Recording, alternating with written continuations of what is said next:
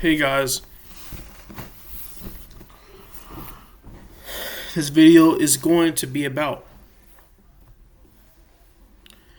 the god kings in India and Southeast Asia, referring to the Varmia. Suvarnabhumi. I think I'm saying it right. Suvarnabhumi. Okay? Now, we're going to read this right quick. Deva is a Sanskrit term meaning God King, representing the concept of a divine monarch in ancient India and Southeast Asia, particularly prominent in the Khmer Empire, where kings were seen as earthly manifestations of gods like Shiva. And Shiva sounds like Jesus Christ in their word, but it could mean Joshua. But legitimized through rituals and sacred linga idols, evolving from Indian Chakravarti ideas to establish rulers as divine rulers. The term also refers to historical figures like the founder of the Bolja dynasty and can be found in gaming contexts. Alright. So, since we typed that, before we go to this link, we're going to type what you called God Kings of Israel. The God Kings of Israel refer to the anointed monarchs, primarily King Saul, King David, and King Solomon, who ruled a united kingdom, with David and Solomon seen as righteous figures favored by God, leading to later notions of the king as God's son, Psalms 27, and a reflection of divine rule, especially in the southern kingdom of Judah, which had several good kings like Hezekiah and Josiah, who follows God's law. Alright, so the main people, Saul, David, and Solomon. Alright, so I'm going to tell you why this is important. So, let's go to Deva. Sounds like King David, right? If you didn't know, Raja, Sanskrit, king, basically, right? So, King Deva, sound like King David. Alright. Devaraja was the religious and political concept of the god king or deified monarch in ancient and medieval India and Southeast Asia. The concept of the Devaraja developed from both Hinduism and other local traditions, depending on the area. It was held that the king was a divine universal ruler and a manifestation of the gods on earth. The concept is closely related to the Indian concept of Chakravarti. Alright, we can read this last part. In political context, it was viewed as the divine justification of a king's rule. The concept was institutionalized and expanded in ancient Java and Cambodia, where monuments such as the Prambanan and the Angkor Wat were erected to celebrate the king divine's rule on earth. The Devaraja concept of the divine status of kings was adopted by Indianized Hindu-Buddhist kingdoms of Southeast Asia through the Indian Brahmin scholars that were deployed in the courts there. It was first adopted by Javanese kings and thereafter by various Malay kingdoms, the Khmer Empire, and the Thai monarchies. In Sanskrit, the Hindu origin of Devaraja could have different meanings, such as God King or King of the Gods. In Hindu pantheon, the title of the gods Devas is held by Indra. Alright. So we can skip this part All right. Um, let's see. The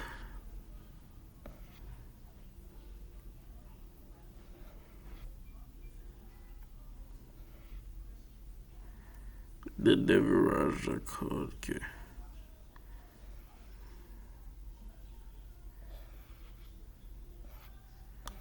Trying to get to the part.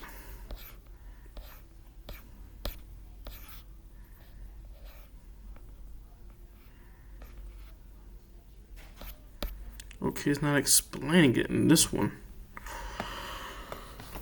So we're going to do Control F.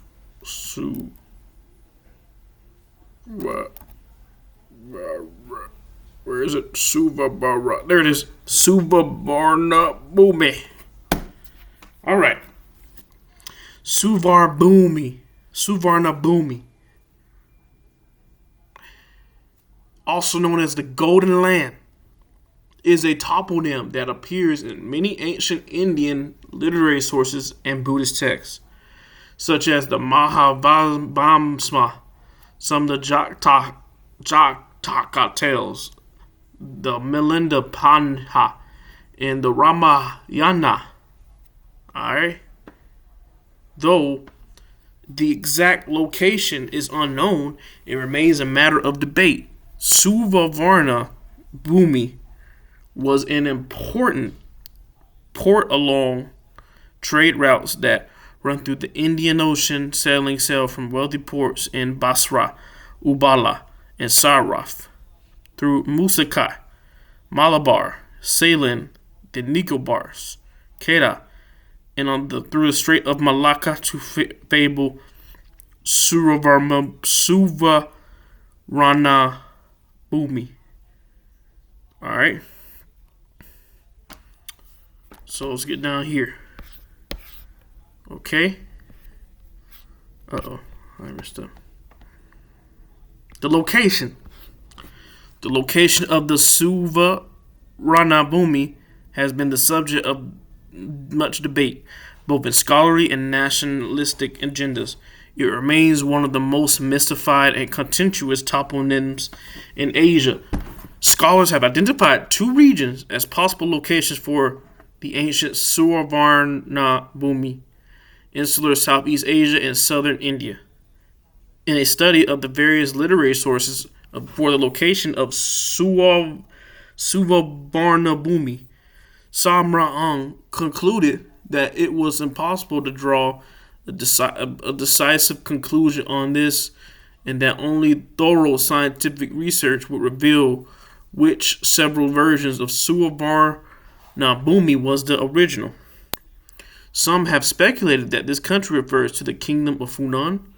The main port of Funan was Katagara Sinaram Stadio, Katagara, the port of the Sinai.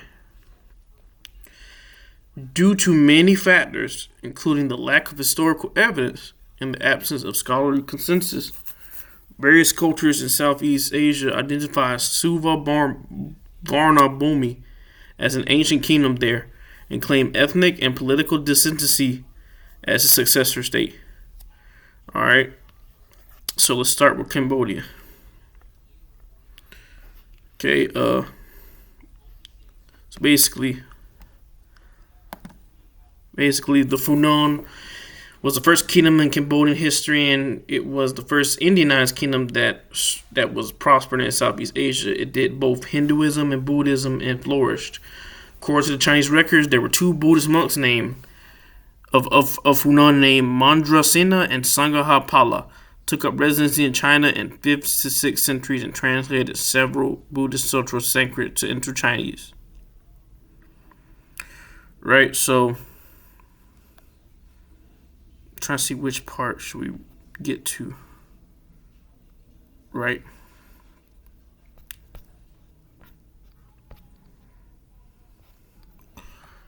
The oldest archaeological evidence of Indianized civilization in Southeast Asia comes from central Burma, central and southern Thailand, and the lower Mekong Delta. These finds belong to the period of Funan Kingdom or Norkor Phonum, present-day Cambodia and South Vietnam, including part of Burma, Laos, and Thailand, which was the first political centuries established in Southeast Asia. Taking into account the epigraphic and archaeological evidence, the Suvarnabhumi mentioned in the earlier text must be identified with these areas. Of these areas, only Funan had maritime links with India through the port. Therefore, Suvarnabhumi in time was broadly applied to lands of East India, particularly Sumatra. Its earliest application was probably to Funan. Furthermore, the Chinese term of Funan for Cambodia may be as transcription of the Suvarna or Suvarnabhumi. Right. In December 2017, Dr. Von Sathura of the Royal University of Phnom Penh discovered a pre-Angkoran stone inscription in the province of Kambo Spu, Bezda district, which he tentatively dated to 630 AD. According to him, the inscription would prove that Suvarnabhumi was the Khmer Empire. I'm saying it again, the Suvarnabhumi was the Khmer Empire. The inscriptions was issued in the reign of King Yasovarman I of the Cambodian Chinla, successor of Funan and the predecessor of the empire. The inscription translated read, "The great King Yasovarman is full of glory and bravery. He is the King of Kings who rules over Suvarnabhumi until the sea, which is the border, while the kings in the neighboring states honor his order to their heads." Okay, so Myanmar, Mon traditions maintains the Thailand kingdom in Lower Myanmar was called Suvarnabhumi. Alright, however, dating the Thatan kingdom of traditional chronicles gives an terminus post quem foundation of the year 825. Alright, so Suvarnabhumi is in Myanmar, and then we're going to do Thailand. Alright, trying to see which parts I'm going to read next. Right, for y'all.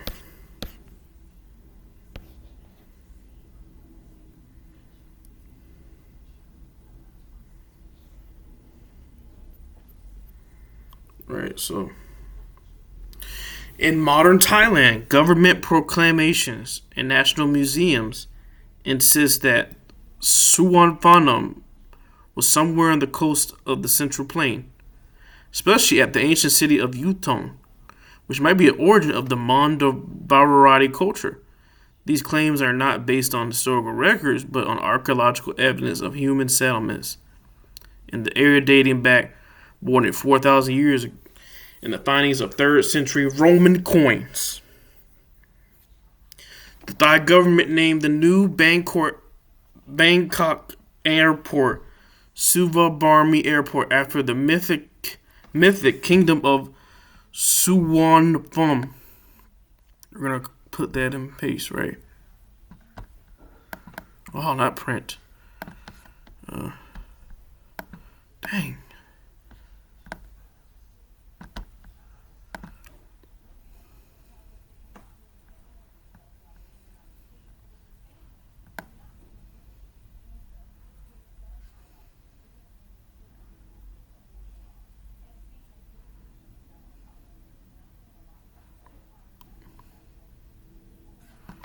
Alright, so honoring this tradition is still debated by scholars for the same reasons as Burman claimed. Suvarnabhumi, from the Sanskrit Suvarnapura, Golden City, in present west central Thailand, was founded in 877 to 882 as a city of the Mon-speaking kingdom of Dvaravati, with the name Muang Dvaravati as Suvarnabhumi. The Dvaravati city of Suvarnabhumi, indicating that Dvaravati at that time identified as Suvarnabhumi.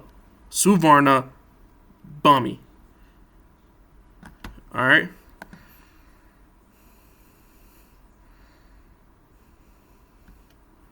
So we're just looking this up right quick.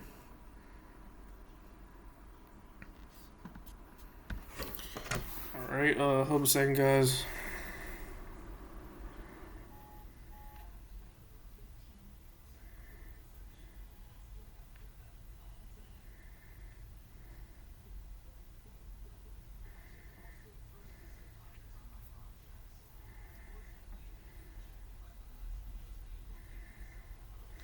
Okay.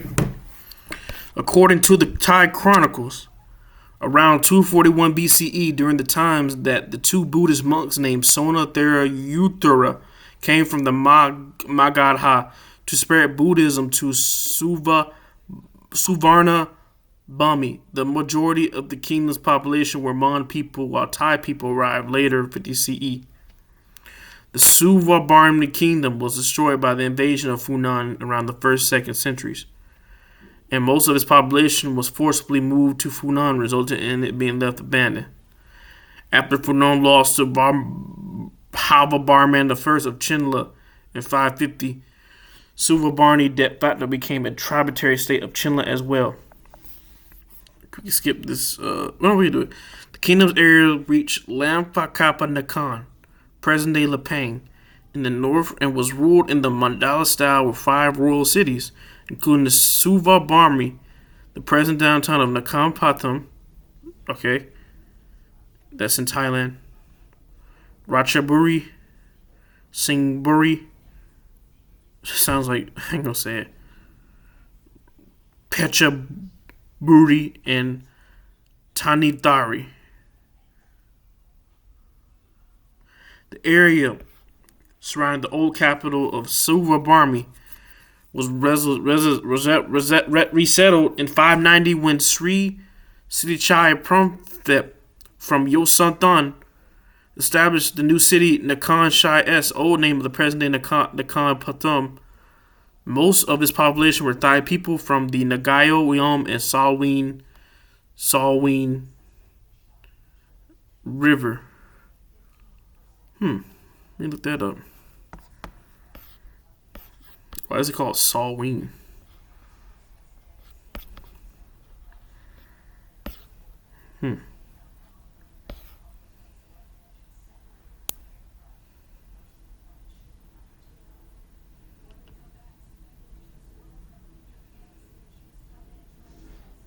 Okay, the Black River. But never mind, we're good. Labao was founded during such a period. Both later created a new kingdom, Dvaravati. However, the new capital, together with the other nearest settlement, Pong Twik, were sacked by Chinla 300 years later and around the 8th to 9th centuries. After that, the center of Dvaravati culture shifted to Lavu. And the people sacked Dvaravati, moved westward, and found a new city in 807 in the area of the present-day Ladyad sub-district. Okay.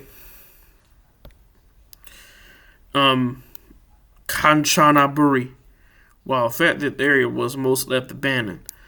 The new settlement was named Suvarnabhumi, and then was renamed Sri Ayutthaya and Kanchanaburi, respectively. And we already know this, right? That's the Ayutthaya kingdom. And next videos, maybe this video, we'll tell you why it's important. Okay, at the peak of power,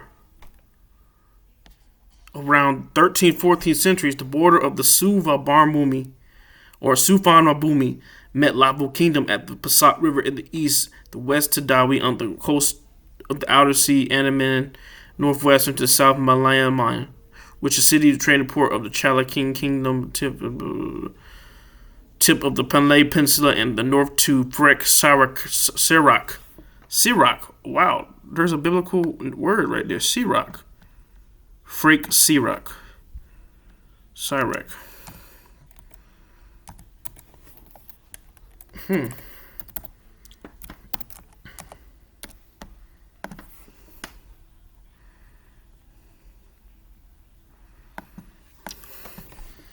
Sirak Bible.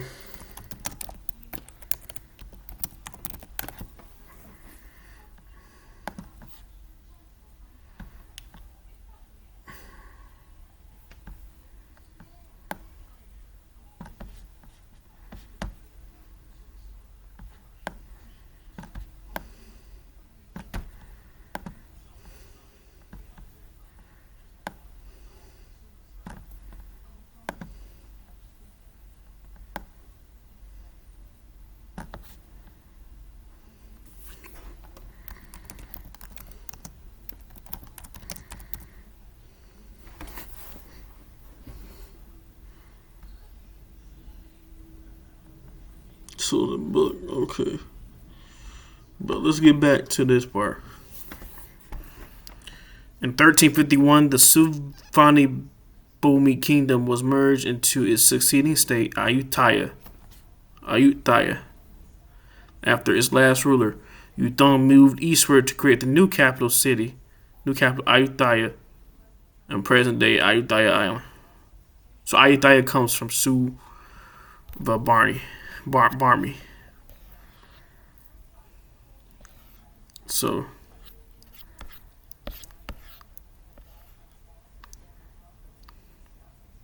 all right. Here comes some good parts. Insular Southeast Asia. A clue referring to the Malay Peninsula came from Claudius Ptolemy, the Greco-Roman mathematician, who referred to it as the Golden Chersonese.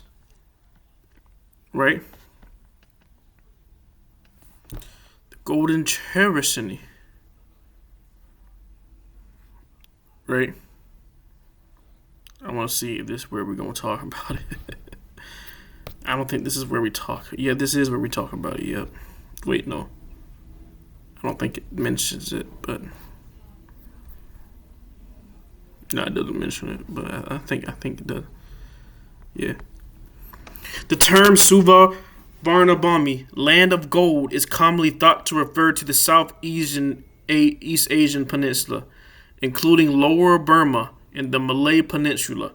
However, there is another gold referring term, Suvarnabhumi, the Golden Island or Peninsula, where Vipa may refer to either a peninsula or an island.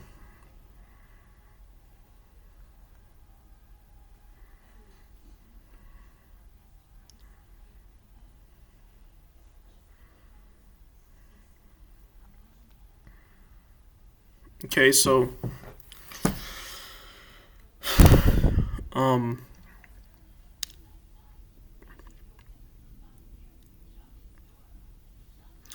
which may correspond to the Indonesian archipelago, especially Sumatra. Both terms might refer to a powerful coastal or island kingdom in present-day Indonesia, possibly centered on Sumatra or Java. This corresponds to the gold production areas traditionally known in Minangkabau Highlands and Basuran Mountains, Sumatra, and interior Borneo. The 8th century Indian text Samaracaka describes a sea voyage to Savarnvipa, making the bricks of the gold-rich sands which they inscribed with the name Dharana and then baked. These pointing out on the direction of western insular Southeast Asia, especially Sumatra, the Malay Peninsula, Borneo, and Java. Benefiting from its strategic on the narrow Strait of Malacca, the insular theory argued that other than actually producing gold, it might also be based on such a kingdom's potential power and wealth. Hence, land of gold as a sub for sea trade, known from vague descriptions of contemporary Chinese pilgrims to India. Okay. The kingdom referred to as the center of maritime trade between China and India was Srivijaya. Due to the Chinese writing system, however, the interpretations of Chinese historical sources are based on supposed correspondences of ideograms and their possible phonetic equivalents with known toponyms in the ancient Southeast Asian civilizations. Hendrik Kern concluded that Sumatra was the Swarnavadvipa mentioned in the ancient Hindu texts, and the island of Krishi mentioned in the Perpolis of the Erythraean Sea and Rupius Festus Abienus. The Chinese pilgrim and Buddhist scholar Ying visited the kingdom of Srivijaya on Sumatra in 672 and identified it with Suvarnadvipa, the island of gold. Jinzhou. That's what he called it. Jinzhou. The interpretation. Okay, we'll see. We're going to read this part. All right. We don't got to read none of that part. Bangladesh, we don't really need to read this part.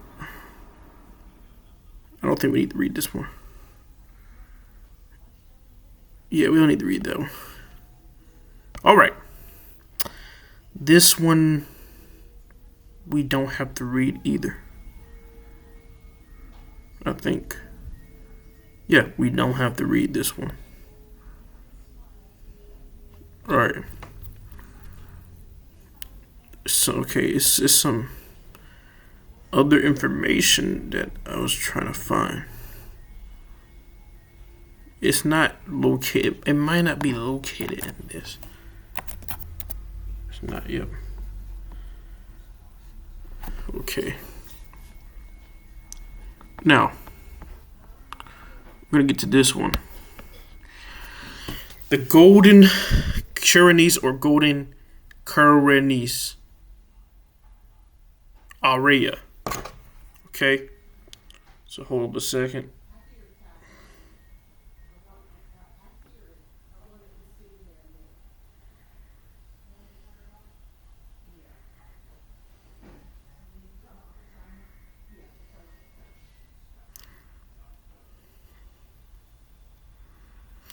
The earliest references to a fabulous land of gold that could be interpreted as places in Southeast Asia may be found in Indian literature.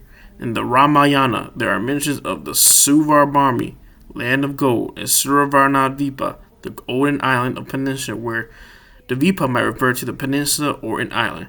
Greek knowledge of lands to their east improved after conquest of Alexander the Great, but specific references to places in Southeast Asia did not appear until the rise of the Roman Empire. Greek and Roman geographers Aristophanes, Dionysius Perdiccas, and Pomponius Mela had written about a golden isle, which some in modern times have argued refers to Sumatra, which including the Malay Peninsula.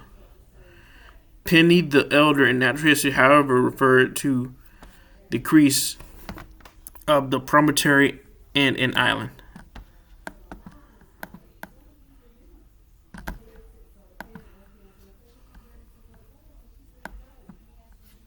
All right.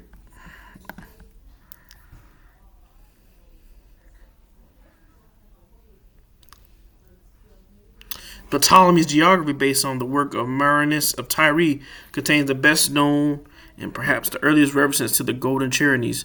However, geography includes information added by later geographers, and the first specific mention of the Golden Chersonese may be in the work of the Marcion of Heraclea. Chersonese means peninsula in Greek, and although a few scholars have attempted to link the Golden Chersonese with Lower Burma, the term is now generally meant to mean the Malay Peninsula. Alright, we can skip that.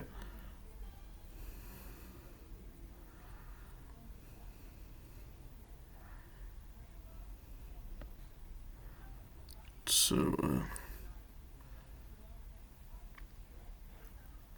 we can go by this claim too. The Golden Chersonese is shown on the map Mundi of Andreas Walsberger made in Constance in around 1488. It bears the inscription Haec Rex Caspar Habitat. Here he lived in King Caspar. Caspar was the 1-3 magi who worshipped the newborn Christ at Bethlehem. Martin Bohemy in the 1492 geographical globe located the crease in Argari gold and silver in the vicinity of Japan, which was to be rich in gold by Marco Polo. Alright. So,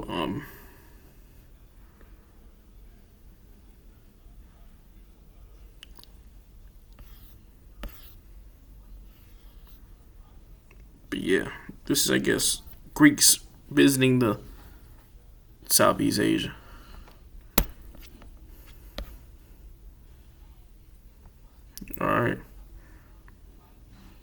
Now, the Dvaravati city of Suvarnabhumi.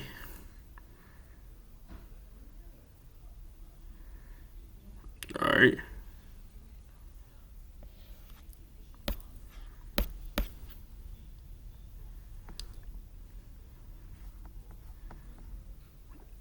Now, there's some other information that I was trying to find that I found earlier.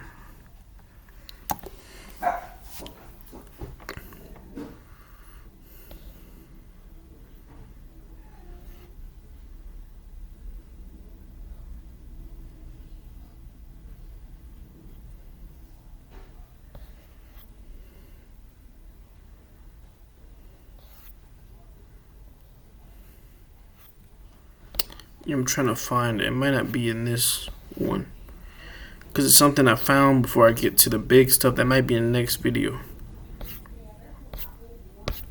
But might not be in this area. But yeah, it's Suvarna.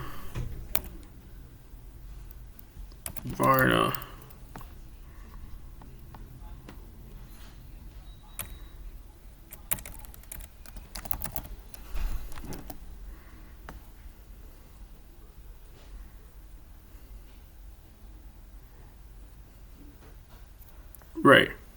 So, is the Suvarnabhumi Dvaravati? Yes, there's a strong historical connection.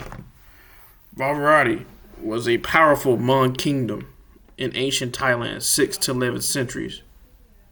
And the name Suvarnabhumi, land of gold, was used by the Dvaravati rulers, which cities like the Nakhon Pathom identified as its heart. And the name Ayutthaya also came from Suvarnabhumi. So, yeah. Part 2 on the way.